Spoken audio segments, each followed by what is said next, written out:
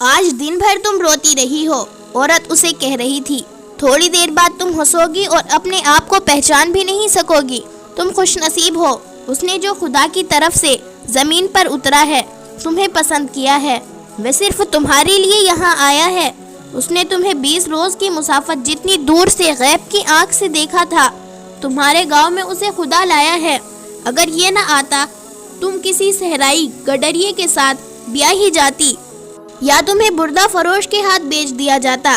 سیدہ پر ان باتوں کا جادو سوار ہوتا جا رہا تھا، وہ خاموشی سے سن رہی تھی۔ محمود جوش میں آ کر چلایا تھا۔ امام نے اسے روک لیا، وہ دیکھنا چاہتا تھا کہ سیدہ کو کس کے لیے تیار کیا جا رہا ہے۔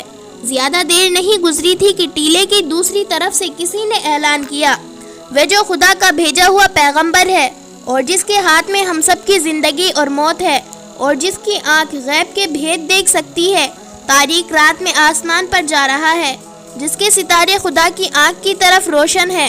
تم میں سے کوئی آدمی اس طرف نہ دیکھے جہاں خیمے لگے ہوئے ہیں، ٹیلوں کے اوپر کوئی نہ جائے۔ جس کسی نے اس طرف جانے یا دیکھنے کی کوشش کی، وہ ہمیشہ کے لیے اندھا ہو جائے گا۔ کل رات وہ تم سب کی مرادیں سنے گا۔ امام اور محمود وہیں کھڑے رہے۔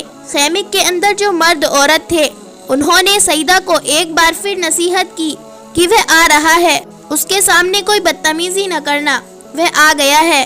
وہ سامنے کی طرف خیمے میں داخل ہوا۔ امام اور محمود یہ دیکھ کر حیران رہ گئے کہ اس کے سینے میں 4 تیر اور 4 خنجر اترے ہوئے تھے۔ سیدہ نے تیر اور خنجر دیکھے تو اس نے خوف سے کانوں پر ہاتھ رکھ لیے۔ اس کی ہلکی سی چیخ سنائی دی۔ مقدس انسان مسکرایا اور بولا، ڈرو مت لڑکی، یہ معجزہ مجھے خدا نے دیا ہے کہ میں تیروں اور خنجروں سے مر نہیں سکتا۔ وہ سیدہ کے ساتھ لگ کر بیٹھ گیا۔ امام نے محمود کے کان میں کہا، میں نے یہ شعبدہ ایک بار قاہرہ میں دیکھا تھا، تم بھی ڈر نہ جانا، میں جانتا ہوں تیروں اور خنجر کہاں پھنسے ہوئے ہیں۔ وہ اٹھا اور خیمے کا پردہ رسیوں سے باندھ دیا۔ ادھر محمود نے اور امام نے اپنی طرف سے خیمے کا پردہ کھول دیا۔ جیوں ہی نتائج کی پرواہ نہ کی، دبے پاؤں اندر گئے۔ جیوں ہی وہ شخص پیچھے مڑا، وہ امام اور محمود کے شکنجے میں آ چکا تھا۔ محمود نے دبی آواز میں سیدہ سے کہا، جس پر تم بیٹھی ہو اس کا کپڑا اس کے اوپر ڈال دو۔ سیدہ تو جیسے سن ہو گئی تھی۔ اس نے مسند پوش اتار کر اس آدمی پر ڈال دیا۔ اس کا جسم طاقتور نظر آتا تھا، مگر امام اور محمود نے اسے بری طرح پکڑ لیا تھا۔ پھر اس کے اوپر کپڑا ڈال کر باندھ دیا گیا۔ قندیلیں بجھا دی گئی۔ امام کے کہنے پر پہلے سیدہ باہر نکلی۔ اپنے قیدی کو محمود نے اپنے کندھے پر پھینک لیا۔ امام ہاتھ میں خنجر لیے آگے آگے چلا۔ وہ سب جس طرف سے خیمے میں داخل ہوئے تھے اسی طرح سے باہر نکل گئے۔ پکڑے جانے کا خطرہ ہر قدم پر تھا، لیکن انہوں نے ایسا راستہ اختیار کیا جو انہیں فوراً خطرے سے باہر لے گیا۔ اندھیرے نے ان کی بہت مدد کی۔ انہیں دور کا چکر کاٹ کر گاؤں میں داخل ہونا پڑا۔ وہ مسجد میں چلے گئے۔ حجرے میں لے جا کر اس شعبدہ باز کو کھولا گیا۔ ابھی تک تیر اور خنجر اس کے سینے میں اترے ہوئے تھے۔ اسے اٹھانے کی وجہ سے وہ ٹیڑھے ہو گئے تھے۔ سیدہ کو بھی انہوں نے حجرے میں ہی رکھا، کیونکہ خطرہ تھا کہ لڑکی گمشدگی کا پتہ چل گیا تو وہ لوگ اس کے باپ پر حملہ کریں گے۔ وہ کامیاب جشن منا کر شراب اور بدکاری میں بدمست ہو گئے تھے۔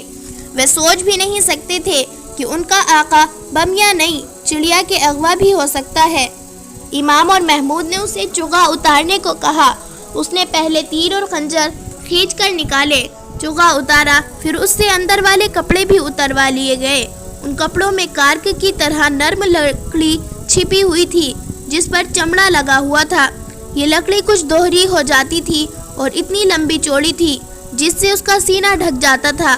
تیر اور خنجر اس میں اترے ہوئے تھے۔ اس نے امام اور محمود سے کہا، اپنی قیمت بتاؤ، سونے کی صورت میں، گھوڑوں اور اونٹوں کی صورت میں، ابھی ادا کر دوں گا، مجھے ابھی آزاد کر دو۔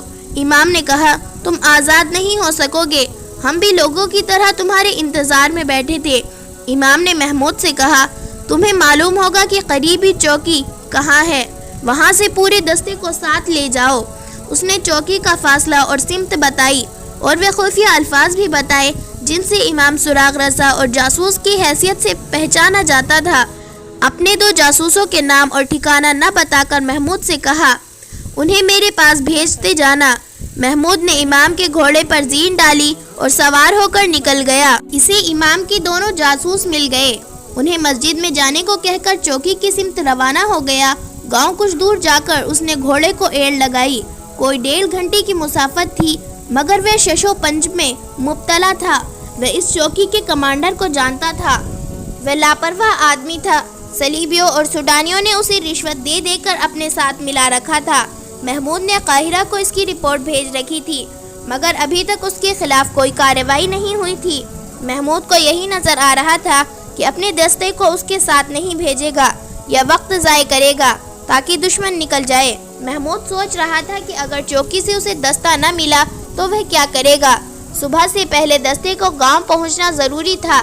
دستہ نہ ملنے کی صورت میں امام اور ان کے جاسوسوں کی جانیں خطرے میں آ سکتی تھی، کیونکہ شعبدہ بازی کے ساتھ بہت سارے آدمی تھے۔ اس کے مریدوں کا ہجوم بھی اسی کا حامی تھا۔ امام کے پاس خنجر تھا، اس کی جاسوس بھی اس کے پاس آ گئے تھے، وہ بھی خنجروں سے مسلح تھے۔ انہوں نے شعبدہ باز کو گرفتار کیے رکھا۔ وہ رہائی کی اتنی زیادہ قیمت پیش کر رہا تھا جو امام اور اس کی جاسوس خواب میں بھی نہیں دیکھ سکتے تھے۔ امام نے اسے کہا، میں مسجد میں بیٹھا ہوں، یہ اسی خدا کا گھر ہے جس نے تمہیں سچا دین دے کر زمین پر اتارا۔ کیا یہ ہے تمہارا سچا دین؟ دیکھو دوست، میں قاہرہ کی حکومت کا اہلکار ہوں، میں تمہیں چھوڑ نہیں سکتا اور میں ایمان نہیں بیچ سکتا۔ محمود بن احمد چوکی کے خیموں میں داخل ہوا تو کمانڈر کے خیمے میں اس نے روشنی دیکھی۔ گھوڑے کے قدموں کی آواز سن کر کمانڈر باہر آ گیا۔ محمود نے اپنے تعارف کرایا اور کمانڈر کے ساتھ خیمے میں چلا گیا۔ محمود کے لیے یہ کمانڈر اجنبی تھا۔ اسے کمانڈر نے بتایا کہ گزشتہ شام پرانے دستے کو یہاں سے بھیج دیا گیا ہے اور یہ دستہ نیا آیا ہے۔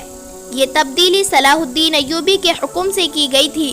تمام پرانے سرحدی دستوں کو وہاں سے ہٹا کر فوج کے دستے بھیج دیے گئے تھے جو سلطان ایوبی کے ساتھ محاذ سے آئی تھی۔ محمود نے کمانڈر کو تفصیل سے بتایا کہ انہوں نے بہت بڑا شکار پکڑا ہے اور اس کے تمام گروہ کو پکڑنے کے لیے چوکی کے پورے دستے کی فوری طور پر ضرورت ہے تاکہ لوگوں کو رات ہی رات میں گھیرے میں پکڑ لیا جائے۔ کمانڈر نے فوراً پورے دستے کو، جس کی تعداد 50 سے زیادہ تھی، گھوڑوں پر سوار ہونے کا حکم دیا۔ ان کے پاس برچیاں اور تلواریں تھیں اور ان میں تیر انداز بھی تھے۔ 8-10 سپاہیوں کو چوکی پر چھوڑ دیا گیا۔ یہ دستہ کرک کے محاصرے سے آیا تھا، جذبہ قائم تھا۔ کمانڈر نے سرپٹ گھوڑے دوڑا دیے۔ محمود رہنمائی کر رہا تھا۔ منزل کے قریب جا کر گھوڑوں کی رفتار سست کر دی گئی تاکہ مجرموں کو خبر نہ ہونے پائے۔ مجرم خبر ہونے کی حالت میں نہیں تھے، شراب اور نیند نے انہیں بے ہوش کر رکھا تھا۔ کمانڈر نے محمود کی رہنمائی میں گھیرا مکمل کر لیا اور کارروائی صبح تک ملتوی رکھی۔ محمود نے امام کو اطلاع دے دی کہ دستہ آ گیا ہے۔ سیدہ ابھی امام کے حجرے میں ہی تھی۔ امام نے ایک جاسوس بھیج کر سیدہ کے باپ کو بھی بلا لیا، جو معتقد مرید اور زائرین بڑی دور دور سے اس کی زیارت کو آئے تھے۔ وہ رات کے معجزے دیکھ کر کھلے آسمان تلے سو گئے تھے۔ ان کے مقدس انسان نے کہا تھا کہ اگلی رات وہ ان کی مرادیں سنے گا۔ یہ ہجوم صبح اس وقت جاگ اٹھا جب اجالا ابھی دھندلا تھا۔ اس دھندلکے میں انہیں بہت سے گھوڑے نظر آئے۔ ان پر سوار جو تھے وہ فوجی لگتے تھے۔ لوگ کچھ بھی نہ سمجھ سکے۔ انہیں معلوم نہیں تھا کہ جو مرے ہوئے کو زندہ کرتا ہے وہ مسجد کے حجرے میں ہاتھ پاؤں بندھے بیٹھا تھا۔ وہ اب مسلمانوں کے سچے خدا کی گرفت میں آ چکا تھا۔ دستے کا کمانڈر دمشق کا رہنے والا تھا، رشد بن مسلم، جس کا عہدہ معمولی تھا، لیکن سرحد پر آ کر اس نے اپنے دستے سے کہا تھا، ساری سلطنت صرف تمہارے بھروسے پر سوتی ہے۔ صلاح الدین ایوبی ہر وقت تمہارے ساتھ ہے۔ اگر وہ تمہیں نظر نہیں آتا تو اسے میری آنکھوں میں دیکھ لو۔ ہم سب سلطان ایوبی ہیں۔ اگر کسی نے یہاں پرانے دستے کے آدمیوں کی طرح ایمان فروخت کیا تو میں اس کے پاؤں باندھ کر ریگستان میں زندہ پھینک دوں گا۔ میں اس سزا کا حکم قاہرہ سے نہیں لوں گا، میں خدا سے حکم لیا کرتا ہوں۔ رشد بن مسلم نے صبح کے وقت دیکھا کہ خیموں کے اندر کوئی حرکت نہیں تھی۔ اندر والے اتنی جلدی اٹھنے والے نہیں تھے۔ رشد نے لوگوں سے کہا کہ وہ دور پیچھے ہٹ جائے اور وہیں موجود رہے، انہیں مقدس انسان قریب سے دکھایا جائے گا۔ لوگوں کو دور ہٹا کر رشد نے 3-4 سوار مختلف ٹیلوں کے اوپر کھڑے کر دیے تاکہ مجرموں سے کوئی بھاگنے کی کوشش نہ کرے۔ باقی سواروں کو اس نے گھوڑوں سے اتار کر چاروں طرف سے پیدل اندر جانے کو کہا اور حکم دیا کہ کوئی مزاحمت کرے تو اسے فوراً ہلاک کر دو، کوئی بھاگے تو اسے تیر مارو۔ وہاں بھاگنے کا سوال ہی پیدا نہیں ہوتا تھا۔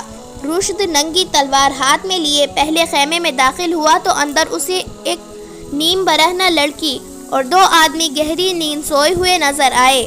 اس نے تلوار کی نوک چبھو کر تینوں کو جگایا۔ جاگنے کی بجائے انہوں نے جگانے والے کو گالیاں دی اور کروٹ بدل کر سو گئے۔ تلوار کی نوک اب ان کے کھال میں اتر گئی۔ تینوں ہڑبڑا کر اٹھے، انہیں باہر نکال لیا گیا۔ دوسرے خیموں میں بھی جو لڑکیاں اور مرد ملے وہ بھی اسی حالت میں تھے۔ خیموں میں بے شمار سامان تھا۔ ایک خیمے میں بہت سے ساز پڑے تھے۔ سب کو باہر سے جا کر ان پر پہرا کھڑا کر دیا گیا۔ ان کے اونٹوں اور تمام تر سامان پر قبضہ کر لیا گیا۔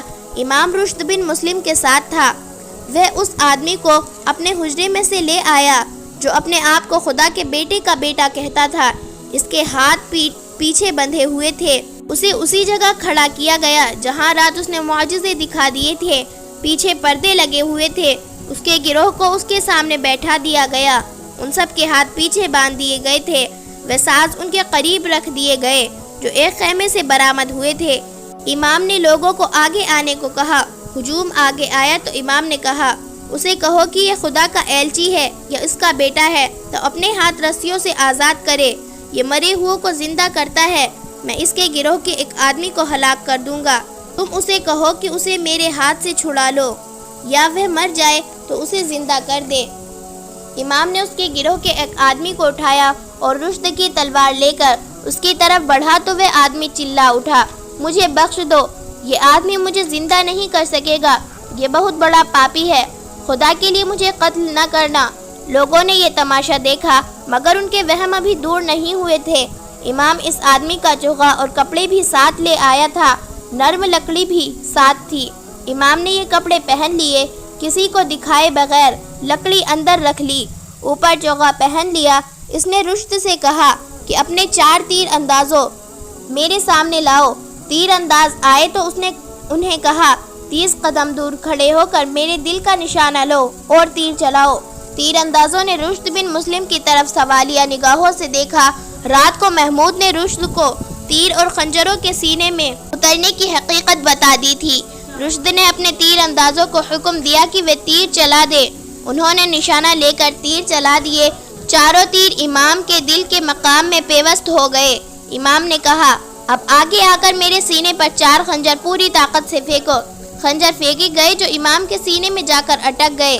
امام نے تیر اندازوں سے کہا، ایک تیر اور کمان میں ڈالو۔ اس نے مقدس انسان کو ذرا آگے کیا اور لوگوں سے مخاطب ہو کر بلند آواز سے کہا، یہ شخص اپنے آپ کو لافانی کہتا ہے، میں تمہیں دکھاتا ہوں کہ یہ اصل میں کیا ہے۔ اس نے تیر اندازوں سے کہا، اس کے دل پر کا نشانہ لے کر تیر چلاؤ۔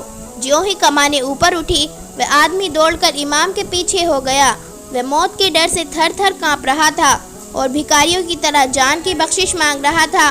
امام نے اسے کہا، آگے آؤ اور لوگوں کو بتاؤ کہ تم صلیبیوں کے بھیجے ہوئے تخریب کار ہو اور تم شعبدہ باز ہو۔ امام نے تلوار کی نوک اس کے پہلو میں لگا دی۔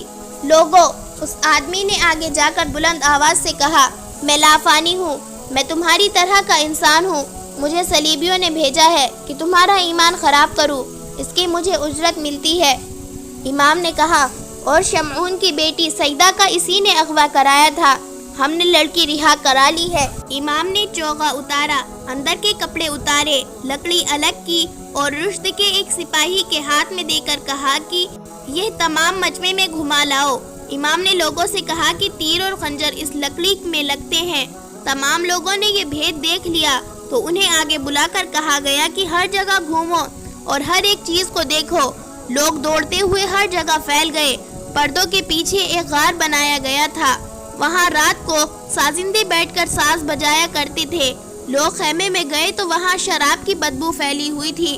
لوگ ہر جگہ گھوم پھر چکے تو انہیں ایک جگہ بٹھا کر بتایا گیا کہ یہ سب ڈھونگ کیا گیا تھا۔ امام نے معلوم کر لیا تھا کہ جسے اس نے رات کو زندہ کیا تھا وہ کون تھا۔ وہ اسی کے گروہ کا ایک آدمی تھا جو رسیوں میں بندھا ہوا قیدیوں میں بیٹھا تھا۔ اسے لوگوں کے سامنے کھڑا کیا گیا۔ ایک اور آدمی لوگوں کو دکھایا گیا جو رات کو بوڑھے کا بہروپ دھر کر اس آدمی کا باپ بنا تھا۔ 4 تیر انداز بھی سامنے آ گئے जिन्हों ने रात तीर चलाए थे वे भी इसी गिरोह के थे। गर्ज तमाम तर ढोंग लोगों को दिखाया गया। इस्लाम के बेटों, गौर से सुनो, इमाम ने लोगों से कहा, ये सब सलीब के पुजारी हैं और तुम्हारा ईमान खराब करने आए हैं।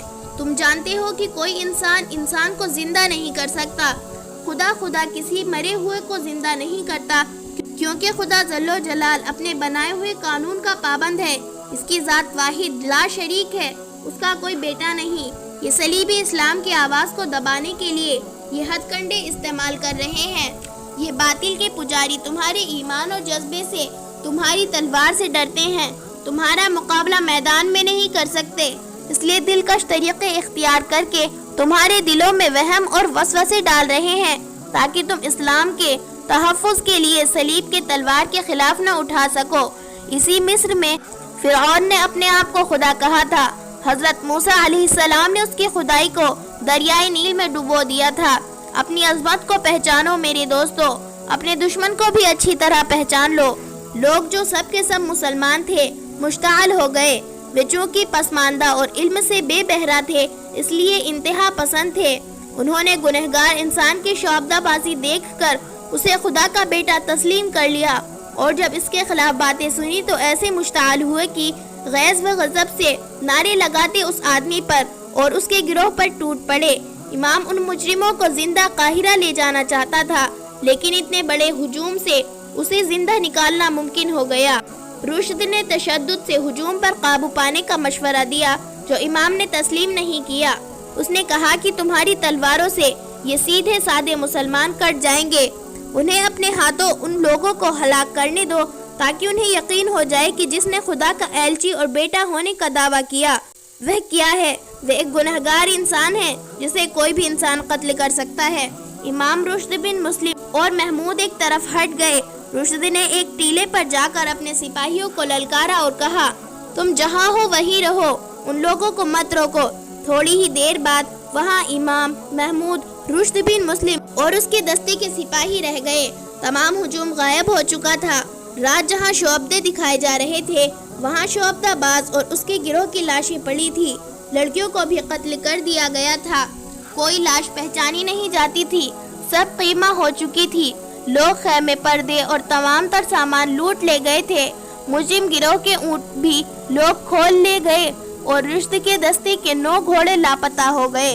उनके सवार प्यादा थे और घोड़े से दूर। लोगों को मालूम नहीं था कि अपनी फौज के घोड़े हैं। यूं लगता था जैसे आंधी आई है और सबको अपने साथ उड़ा ले गई है। इमाम ने रुश्द और महमूद से कहा, हमें अब काहिरा चलना पड़ेगा। ये वाक़या हुकूमत के सामने रखना होगा। उन चंद ही दिनों में सलाहुद्दीन अय्यूबी ने जो अहकाम नाफिज किए और जो इक़दाम किए वे इनकलाबी थे। इतने इनकलाबी कि उसके करीबी दोस्त और मुरीद भी चौंक उठे। उसने सबसे पहले उन अफसरों के घरों पर छापे मरवाए और तलाशी ली जो अली बिन सुफियान और गयास बिलबीस की मुश्तबा फहरिस्त में थे। उनमें 2-3 मरकजी कमान के आला हाकिम थे। उनके घरों से ज़रो जवाहरात, दौलत और बड़ी खूबसूरत गैर मुल्की लड़कियां बरामद हुई। बास के घरों में ऐसे मुलाजिम थे जो सूडानी तजुर्बेकार जासूस थे, और भी कई एक सबूत मिल गए।